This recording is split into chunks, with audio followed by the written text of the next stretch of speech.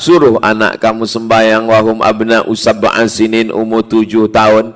Wadribuhum fil asyrah, pukul manakala umur 10 tahun. Wafarriquhum fil madaji', pisahkan tempat tidur dia, jangan lagi satu katil antara anak lelaki perempuan, anak perempuan dengan ibu bapa dia. Ini berawal dari keterpaksaan, terpaksa menangis, tapi lalu kemudian menjadi terbiasa. Lama-lama senang hati. Awal-awal susah hati, lama-lama senang hati. Sururul qalbi, senang hati dalam beribadah kepada Allah Subhanahu wa ta'ala. Berapa lama? Lain kepala, lain isi, lain padang, lain belalang, lain lubuk, lain ikannya, lain hati, lain rasanya. Ada orang baru sembahyang 5-10 tahun, dia sudah merasakan ada senang hati masa sembahyang. Hayya 'alas shalah.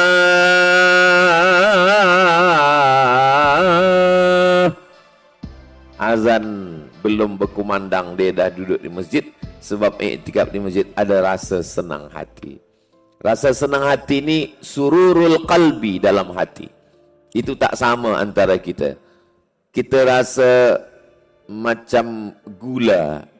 Macam mana rasa nak bezakan gula, madu, sirap? Kata tak boleh mewakili apa yang ada dalam rasa kita. Kita tak boleh mengatakan, macam mana rasa madu? Manis. Manisnya macam mana? Manis-manis buah lah, manis-manis madu lah, manis-manis gula lah. Sebab dia rasa. Maka rasa senang hati yang ada dalam orang beriman manakala dia bersujud, manakala dia tawaf, manakala dia sa'i, itu yang tahu hanya dia dengan Allah Subhanahu wa ta'ala. Kalau dia berusaha untuk menceritakan rasa itu, kata-kata kadang tak dapat mewakili apa yang ada dalam rasa hati manusia. Tapi maknanya sururul qalbi, merasa senang hati dengan beribadah kepada Allah Subhanahu wa ta'ala. Ibadah ini dibagi lagi. Ada ibadah badan, tegak, rukuk, iktidal, sujud, duduk antara dua sujud, sujud lagi, tasyahud, salam, tawaf, sa'i, wukuf, melantar jumrah.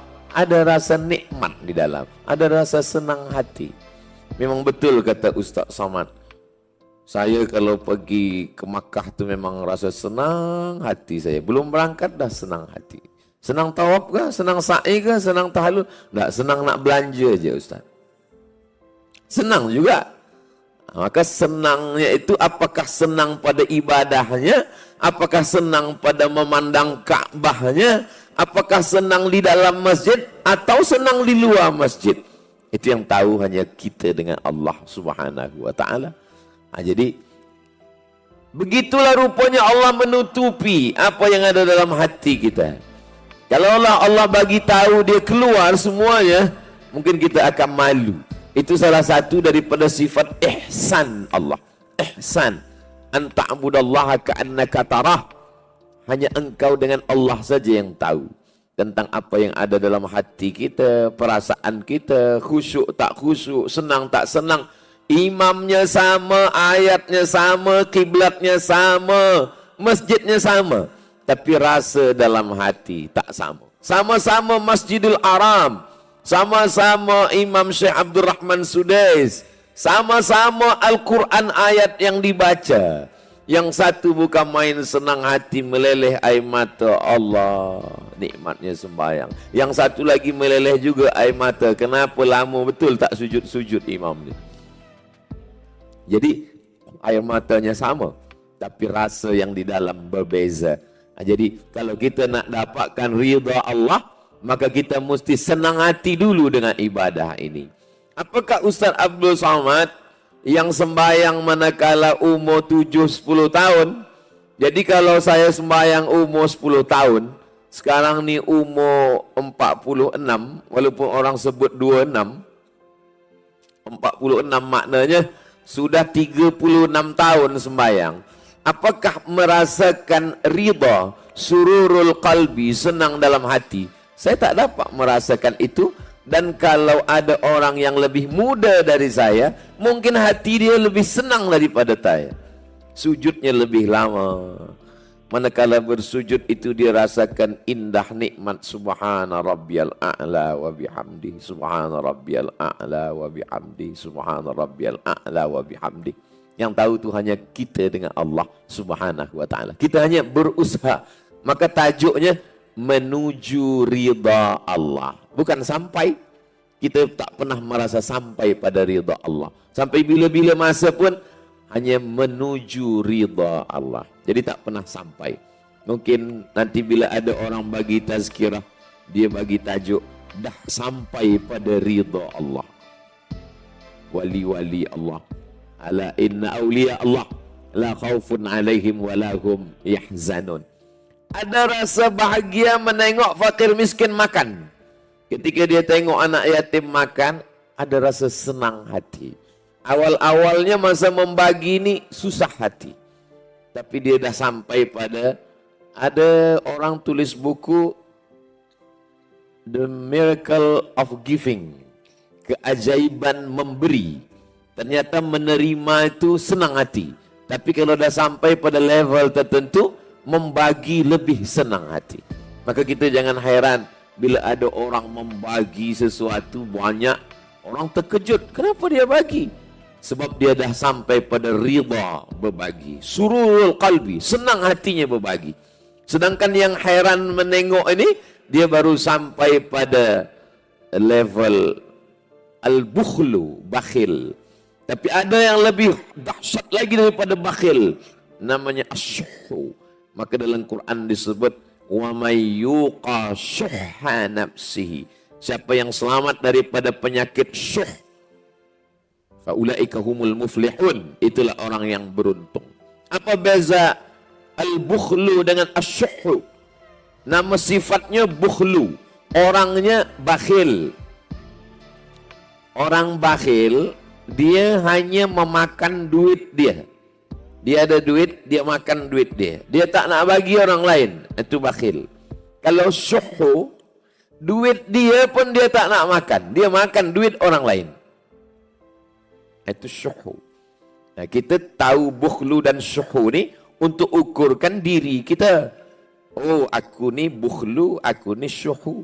Bukan lepas ni kita nak bagi tahu orang lain, awak ni bukhlu lah. Awak ni syuhu. Kita kalau mengaji, itu lebih banyak untuk mengukur diri kita. Maka ridha yang pertama adalah manakala ridha, sururul qalbi, senang hati dengan ibadah-ibadah. Senang hati sembahyang, senang hati puasa sunat, senang hati baca Quran, senang hati berzikir, senang hati baca surah Al-Kahfi. Man qara'a surat Al-Kahfi yaumal jumu'ati. Saya Ustaz, senang hati itu bukan saat sembahyang. Bila senang hati? Manakala salam. Assalamualaikum warahmatullahi. Alhamdulillah dah lepas sembahyang. Ada orang senang hati dalam sembahyang. Ada orang senang hati lepas sembahyang. Alhamdulillah banyak betul beban hari ini. Dah lepas satu dah. Jadi yang tahu apakah dia senang hati masa sembahyang, atau senang hati lepas sembahyang, atau senang hati masa sujud, kita tak tahu. Saya tak tahu apa yang ada dalam hati dan fikiran tuan-puan, dan tuan-puan pun tak tahu apa yang ada dalam hati dan fikiran Abdul Somad. Itulah cara Allah untuk menjaga hubungan kita tetap baik. Memang ada setengah ulama wali Allah yang disingkapkan Allah hijab. Tersingkapnya hijab disebut dengan kasyaf. Kasyaf, tersingkap hijab, sehingga Allah bagi tahu apa yang ada. Maka kadang bila kita baca biografi Tok Guru Fulan, dia tahu apa yang ada dalam hati murid dia, jamaah dia. Andailah Ustaz Samad dikasyafkan Allah, disingkapkan Allah, mahukah Ustaz tahu apa yang ada dalam hati murid-murid Ustaz? Maka andai itu terjadi, saya minta pada Allah, tutuplah balik kasyaf itu Allah. Kenapa? Sebab dibukakan Allah, asik pula kita memikirkan isi hati orang. Bila kita tengok orang, kita sibuk pula memikirkan hati dia, sehingga lupa kita memikirkan hati kita. Maka kata Nabi, tuwa liman syaghalahu aibuhu an uyubin nas. Berbahagialah orang yang sibuk memikirkan hati dia hingga dia tak sempat memikirkan hati orang lain. Hari ini kita sibuk memikirkan aib orang, cacat orang, kelemahan orang, kekurangan orang, sehingga kita lupa pula dengan aib, cacat hati, fikir, ibadah kita. Maka tajuk menuju ridha Allah ni, Masya Allah, Tabarakallah, sebenarnya saya menyampaikan, tapi sebenarnya pelajaran untuk diri saya sendiri. Saya sedang bagi tazkirah. Hai Abdul Samad, apakah engkau dah sampai pada sururul qalbi, senang hati melaksanakan ibadah-ibadah kepada Allah Subhanahu wa taala? Man lam yadhuq lam ya'rif. Orang yang tak pernah merasa, dia tak tahu. Kalau dia belum pernah merasakannya, dia tak tahu. Saya pergi ke Bandung. Sampai di Bandung jumpa dengan seseorang yang suka betul minum kopi. Lalu dia buatkan kopi saya. Ustaz Samad, ada musabaqah, bukan musabaqah tilawatil Quran, musabaqah minum kopi. Kopi ini terbaik, dari biji terbaik, ditanam di tempat yang baik, tumbuh pokok yang paling baik, tumbuh pokok yang baik, berhasil buah yang baik, maka inilah jadi kopi ini. Ini kopi yang udah Johan Musabaqah Kopi Internasional. Oh, coba Ustaz minum.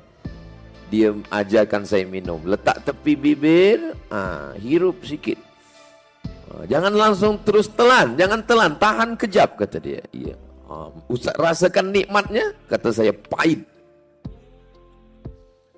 Jadi kalau merasakan nikmat kopi pun kita belum sampai pada rasa sururul qalbi. Dia dah sampai pada sururul qalbi. Lepas itu saya minta gula. Ada gula tak? Kata dia, minum kopi itu tak ada gula, Ustaz. Jadi kalau minum itu, minum air gula pakai kopi. Kata saya, terserahlah nak minum air gula, yang penting pahit ni hilang. Saya pun masuk ke pedalaman suku-suku Melayu tua. Tiap 6 bulan sekali saya masuk ke suku asli, ke hutan, ke laut, suku Akit, suku Talang yang ada di Sumatera, di Riau, kampung halaman saya. Masuk ke dalam, adat istiadat dia, kata dia, nanti Ustaz bila apa dia buat, Ustaz ikut aja. Iyalah, sebab kita nak hormati dia, ketua suku. Okey, saya buat. Dia ambil daun sirih, saya tengok, saya pun ambil juga. Dia ambil kapur, saya pun ambil juga kapur. Dia ambil gambir, saya letakkan gambir. Dia ambil pinang muda, saya letak pinang. Dia lipat, saya lipat pula. Dia makan, saya makan juga. Dia senyum, saya tak sanggup senyum. Dia dah sampai pada sururul qalbi, senang hati dia. Saya belum sampai lagi sururul qalbi. Biasa kalau pergi ke tempat kampung orang Minangkabau, bila sampai dia sambut pakai silat, dia sambut pakai tari piring, lepas tu dia bawa tepak sirih. Dia bawa tepak, dia bagi kita makan sirih. Dulu memang orang tu memang dia makan betul-betul sirih. Sekarang tak, dia ambil sikit aja. Dia ambil sikit letak mulut. Dulu saya tempat lain dibuka tengok, saya sangka sirih, rupa gelo-gelo. Jadi semua dah berubah. Jadi banyak hal yang orang dah sampai pada sururul qalbi. Kita belum sampai lagi ke level itu tentang ibadah ini. Maka jangan kita hairan bila ada orang yang sanggup puasa duha. Puasa Nabi Daud. Solat duha tak tinggal, tahajud tak tinggal. Puasa Nabi Daud. Hari ini dia makan, esok dia puasa. Lepas tu makan, puasa. Puasa Nabi Daud. Sebab ada setengah isteri sekarang dia bertanya ke Ustaz, Ustaz, macam mana suami saya ni? Kenapa? Dia sembahyang Nabi Daud. Sembahyang sehari, tak sembahyang sehari. Oh, tu tak ada. Mana ada? Yang ada tu puasa Nabi Daud. Pergi ke rumah orang kaya, ke makanan sedap, dia puasa. Kata orang yang belum sampai ke makam dia, bodoh lah, ini makanan ni sedap. Sebab yang memandang itu dia sururul qalbi dia, senangnya hati dia manakala menengok makanan. Asam pedas, oh sururul qalbi. Ada ayam sururul qalbi. Tapi orang yang ini sururul qalbi dia adalah manakala dia sudah sampai menahan rasa lapar. Di situlah letak sururul qalbi dia. Ini jalan menuju ridha Allah. Yang kedua, sururul qalbi, senang hati manakala jauh dari larangan Allah. Seorang pemuda berkenalan dengan seorang perempuan, dibagi Allah masa kesempatan diuji, ada masanya waktu untuk berbuat dosa. Tapi lepas itu dia jauh. Dan manakala dia lepaskan dari yang haram, ada sururul qalbi. Maka itu level yang di atas daripada naik pada beribadah. Karena banyak orang sanggup puasa sunat, banyak orang yang sanggup tahajud malam, tapi manakala ada kesempatan untuk berbuat dosa, dia tak sanggup. Ada juga setengah pemuda belia sekarang kata, saya ustaz tak buat dosa sebab tak ada kesempatan. Bila ada kesempatan, na'udzubillah. Maka ibadah itu dua. Satu, melaksanakan suatu amal. Satu, meninggalkan perbuatan dosa. Itu ibadah juga. Melaksanakan suatu amal. Sembahyang, puasa, zikir, baca Quran, sedekah, infak, wakaf. Melaksanakan amal. Tapi ada satu ibadah yang berat juga. Dia tak ada beramal, tapi meninggalkan dosa. Tidak minum khamar, tidak berzina, tidak mabuk, tak guna narkotik. Itu pun juga amal. Mana yang lebih berat? Maka yang lebih berat adalah menghindarkan, menjaga diri dari perbuatan dosa. Ini sururul qalbi. Senang hati, puas hati, manakala tak jadi melakukan perbuatan maksiat. Ada 3 orang. Pergi musafir perjalanan jauh, turun hujan lebat. Manakala turun hujan, dia masuk ke lubang tanah gua. Sampai di dalam ada batu jatuh dari atas bukit, menutup pintu, tertutup, terkurung 3 orang di dalam. Yang seorang berdoa bertawassul kepada Allah. Hadis ini ada dalam Sahih Al-Bukhari, hadis sahih. Ya Allah, barakah amalku, sedekah. Aku ada seorang khadim pembantu. Bila masa dia ambil gaji, gaji dia aku pegang. Lepas tu dia pergi, aku tak tahu dia ke mana gaji ni aku pegang. Aku takut makan haram, aku belikan ke kambing. Kambingnya beranak pinak banyak. Lepas tu tak lama dia datang, aku panggil dia. Engkau dulu yang bekerja kepada aku, gajimu belum engkau ambil ya. Gaji engkau aku belikan kambing. Kambing semua yang ada ni punya engkau. Ambillah. Dia ambil semua. Satu pun tak ada dia sisakan. Habis semuanya. Ini yang paling tinggi. Ini level yang paling tinggi. Maka yang pertama disebutkan Nabi. Sebab apa? Sebab dia melakukan 2. Pertama, dia memberikan kambingnya semua. Tapi ada yang orang tak faham. Dia mampu menahan diri untuk memakan yang haram. Padahal dia mampu, dia ada kesempatan. Maka disebut yang pertama.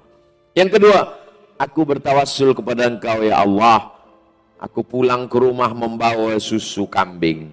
Anakku menangis lapar. Istriku menangis belum tidur sebab belum makan. Tapi aku pegang susu kambing ini untuk ayah dan ibuku. Selepas mereka terjaga, mereka minum. Barulah baki sisanya aku bagikan kepada anak istriku. Ini pun amal juga. Tapi yang ketiga ni amal dia lain. Aku jatuh cinta kepada sepupu, saudara. Lalu kemudian ada kesempatan untuk melakukan perbuatan dosa. Tak ada orang tahu. Antara aku berdua sahaja dengan dia. Tapi tak jadi aku lakukan itu ya Allah. Maka kata Allah Subhanahu wa taala, terkabulnya doa dia bukan kerana dia melakukan suatu amal, tapi kerana tak jadi melakukan suatu dosa. Dan saat tak jadi melakukan dosa itu, ada sururul qalbi, rasa senang dalam hati. Hari ini banyak orang, bila tak jadi melakukan dosa, susah hati pula dia tak jadi melakukan dosa. Awak macam mana? Itulah kesempatan tak datang 2 kali. Senang hati melakukan dosa. Banyak orang yang dah bertobat, yang berkata dah hijrah. Saya ni dah tobat Ustaz, dah hijrah. Dulu masa saya muda, semua khamar saya minum, semua. Ini senang hati nampaknya.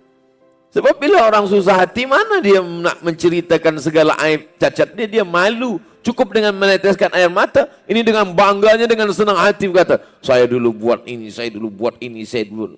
Lama saya dengar menung. Ini bunyi-bunyinya macam senang hati pula. Sururul qalbi, senang hati tak jadi berzina. Senang hati tak jadi makan rasuah.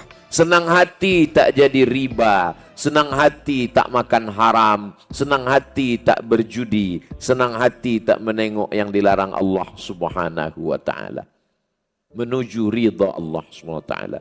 Ridha yang ketiga adalah sururul qalbi ala madaratil qada.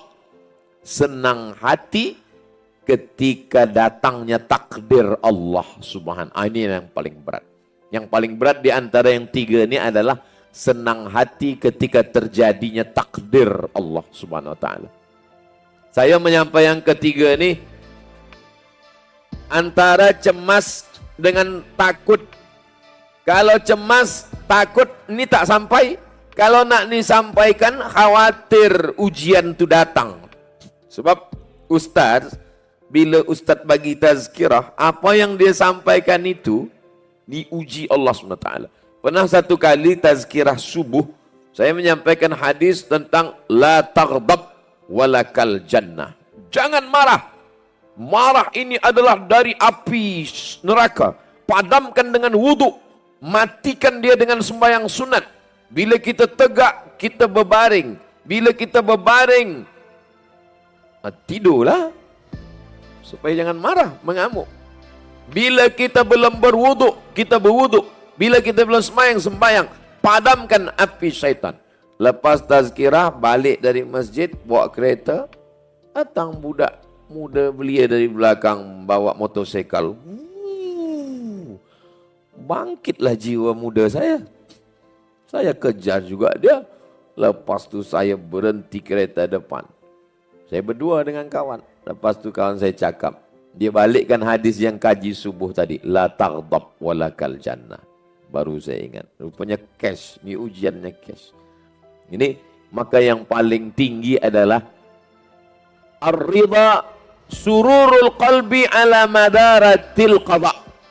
Senang hati ketika terjadi takdir. Inilah yang paling berat. Maka kalau ada orang sabar, sabar dengan ridha lebih tinggi ridha. Kalau sabar hanya menahan. Sabar menahan. Tapi kalau ridha bukan setakat menahan. Sururul qalbi, senang hati. Kadang kita menahan mulut, jangan sumpah serapah. Menahan hati, jangan bercakap-cakap dalam hati. Menahan pikiran, jangan ada lintasan pikiran. Menahan tangan, jangan memukul-mukul pipi, menarik-narik rambut. Laisa minna man darabal khudud wa syaqqal juyub. Siapa yang memukul-mukul pipi, menarik-narik rambut, laisa minna, bukan umat Nabi Muhammad SAW. Sebab dulu orang kafir musyrik jahiliyah, bila ada takdir keluarga meninggal, dia pukul-pukul pipi, dia tarik-tarik rambut.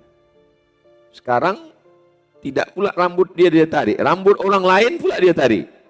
Lebih parah daripada itu. Kalau sabar hanya setakat menahan. Mulut tahan, hati tahan, pikiran tahan, tangan tahan. Tapi ada yang lebih tinggi daripada itu. Sururul qalbi. Hati senang menerima takdir Allah SWT. Ini yang paling berat. Ustaz Somad dah sampai agaknya nih. Bunyi-bunyinya macam sampai. Sama macam orang pergi ke Makkah.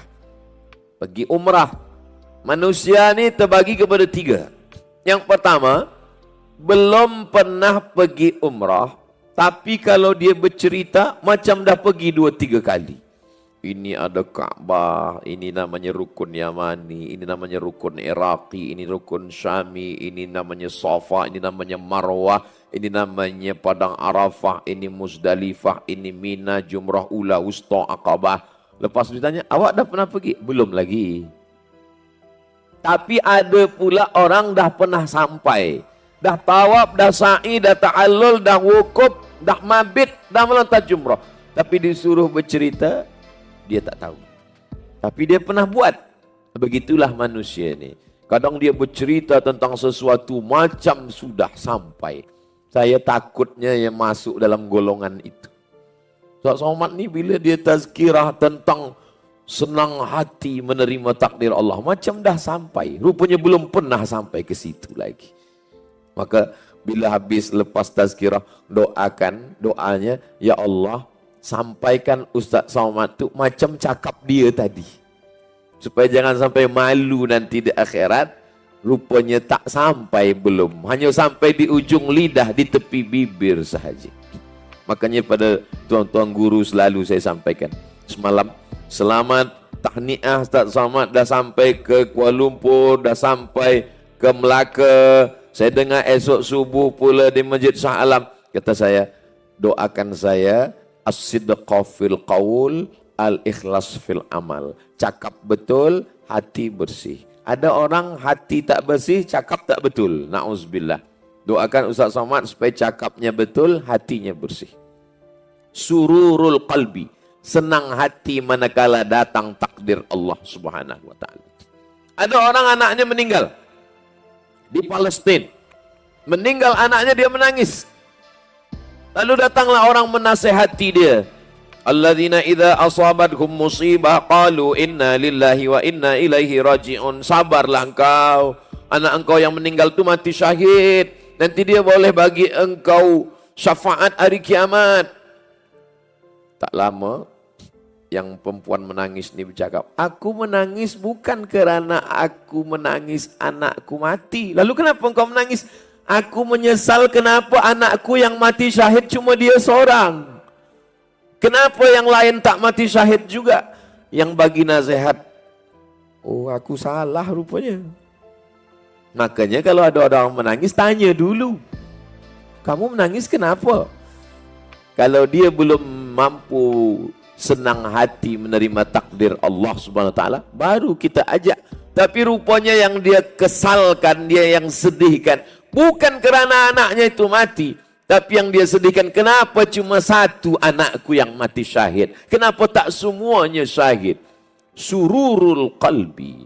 Dia sudah sampai pada level senang hati manakala Allah Subhanahu wa taala memberikan suatu ujian kepada dia. Makanya kita selalu minta kepada Allah, tak minta surga dulu, minta ridha dulu. Allahumma inna nas'aluka ridhaka wal jannah. Maka kata Syekh Muhammad Mutawalli Sya'rawi, jangan beramal nak minta surga. Sebab kalau beramal nak minta surga, cuma dapat surga. Tapi beramallah minta ridha. Sebab bila Allah ridha, semua dia akan bagi. Wala sawfa yu'tika rabbuka fatarda. Karena engkau ridha ya Muhammad sallallahu alaihi wasallam, maka semua Allah bagi pada engkau.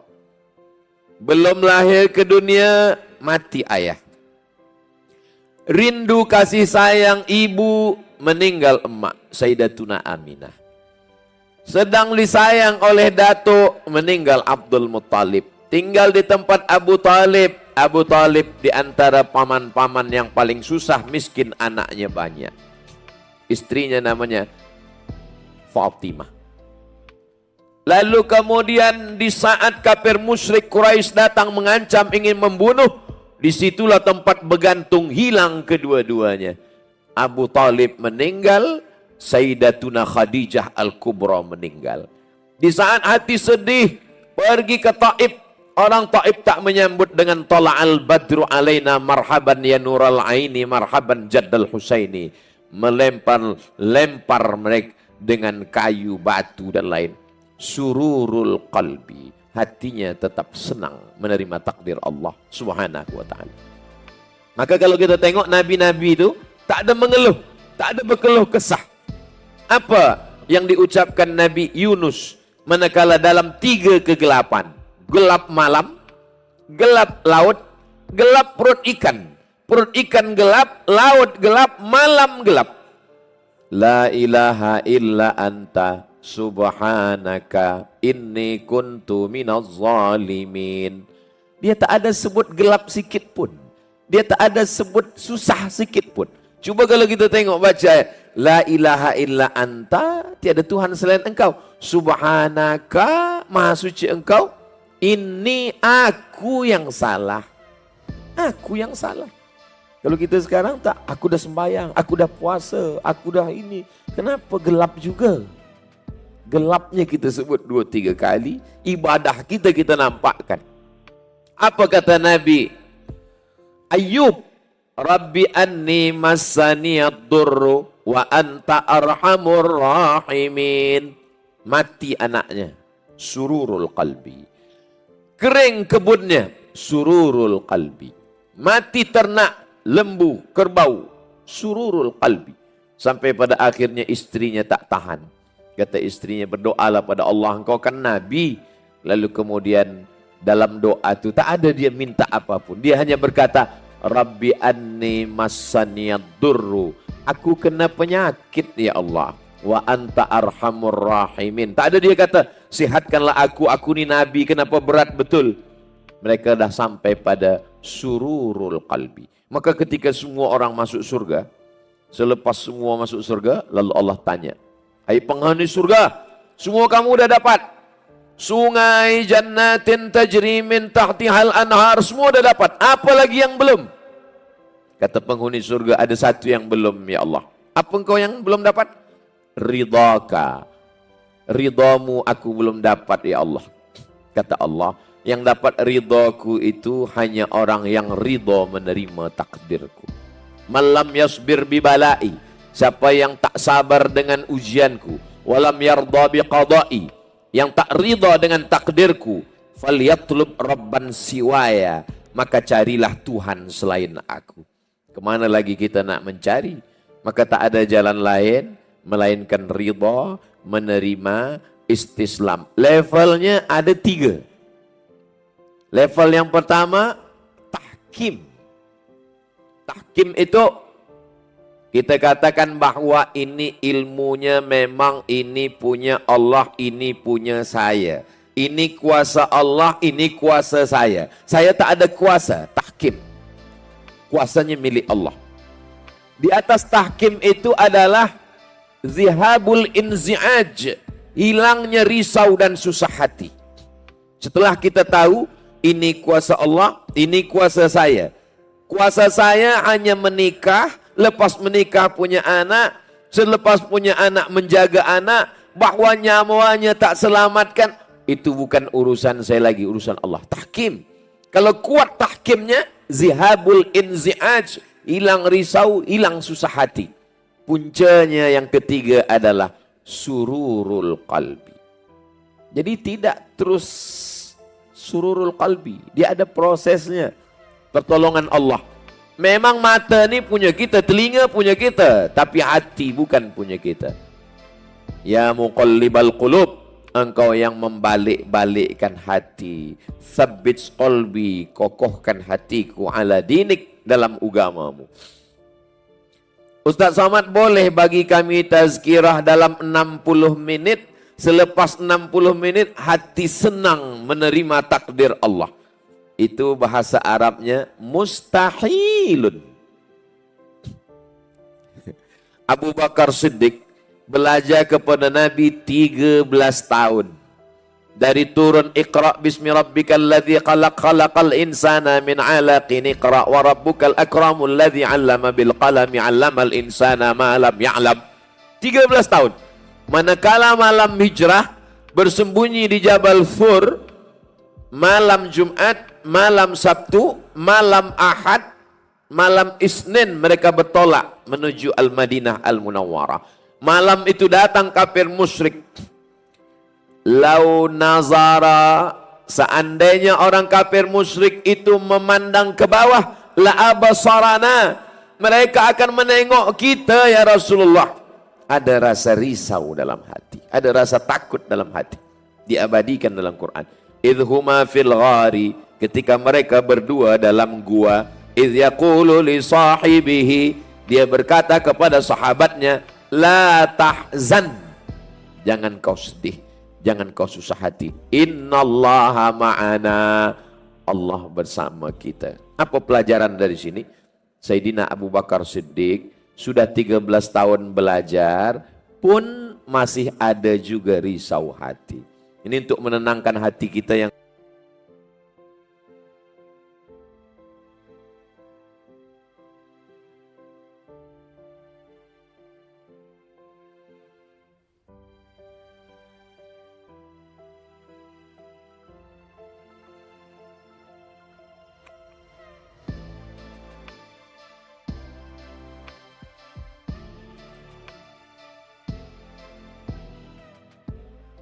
Allah bisabri, tahan, wassalah, kita terus beribadah hatta ya'tiyakal yaqin, sampai Allah yang menyampaikan engkau ke sana. Saya walaupun yang menyampaikan tazkirah, saya tak katakan saya dah sampai pada sururul qalbi dalam sembahyang, sururul qalbi dalam meninggalkan yang haram, sururul qalbi ketika menerima takdir. Saya hanya seorang hamba yang berusaha. Sebab bila saya sampai ke situ, mungkin saya akan jadi orang sombong. Selepas itu saya akan mengatakan, aku Abdul Somad. Bila aku sembahyang, aku sururul qalbi. Bila saya berzakat, saya sururul qalbi. Bila datang apapun ujian, sururul qalbi. Saat itu saya sedang jatuh serendah-rendahnya karena kena penyakit kibr, angkuh, sombong. La yadkhulul jannah, tak masuk surga. Man kana fi qalbihi, siapa yang dalam hatinya mithqala habbatin min khardalin min kibrin, ada sombong, angkuh walaupun sebesar biji sawi. Jadi Allah buat hati kita tetap ada rasa susah, ada rasa cemas, ada rasa bimbang, supaya kita tak takbur, tak angkuh dan sombong, supaya sujud kita lebih lama, supaya selawat kita lebih banyak, supaya zikir kita lebih khusyuk, supaya kita merasa bukan apa-apa dan bukan siapa-siapa.